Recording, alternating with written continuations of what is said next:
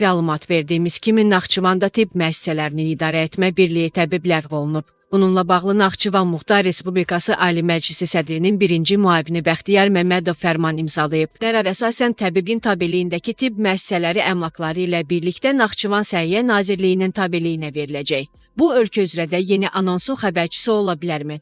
Azərbaycanda təbib tamamilə ləğv olunacaq. Qlobal İnfo asal danışan Azərbaycan Demokrat Partiyasının sədri Sərdar Cəlaloğlu bildirib ki, səhiyyə sistemində çox ciddi problemlər var. Dəfələrlə demişəm ki, təbib səhiyyə sistemində qeyri-müəyyənliyə gətirib çıxarır. Hazırda heç kim səhiyyədə baş verən problemlərlə bağlı məsuliyyəti üzərinə götürmür, yaxud vahid mərkəz yoxdur. Nəticədə Azərbaycanda vətəndaşların sağlamlıq vəziyyəti istiqamətində narahatlıqlar yaranır. Məsələn, Sabunçu xəstəxanasında gördüyüm bir şey məni təəccübləndirmişdi. Reanimasiya şöbəsinin bir neçə otağı təbibin tabeliyindədir. Bir neçəsi Səhiyyə Nazirliyinin. Bu nə deməkdir? Vətəndaşın biri təbib başqa nazirliyin otağında müalicə edilir.